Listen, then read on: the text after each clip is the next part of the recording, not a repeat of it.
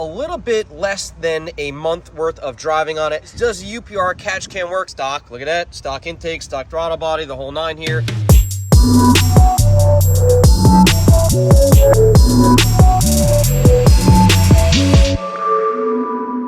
All right, this is a little follow-up for the UPR Catch Can setup on a 2024 Mustang GT.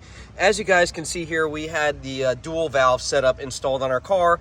Our car is not boosted yet, still basically a stock vehicle, just a Corsa Performance double H pipe and suspension and wheels, and that's it. We installed this, I believe, on September 21st is when we dropped our car off to UPR. Steve did the install. I don't think we picked the car up to that following Monday, so a little bit less than a month worth of driving on it. And the big question is, does the UPR Catch Can work? Everyone, I hear comments saying that it's like snake oil, this stuff, it doesn't work, yada yada, it's not needed on an NA car. Well, again, this is a non-boosted stock, look at that, stock intake, stock throttle body, the whole nine here.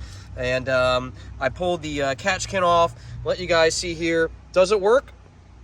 Yeah, of course it does. That oil has stopped from flowing back through the intake and into your engine and been captured by the UPR Catch Can. So there's your answer, guys. It does work. It's not snake oil. If anything, it captures regular oil and snake oil in the UPR Catch Can. So if you guys have any questions about the UPR Catch Can setup, any other products that we offer for the 2024 Mustang GT, reach out to us, lethalperformance.com, 561-753-8105.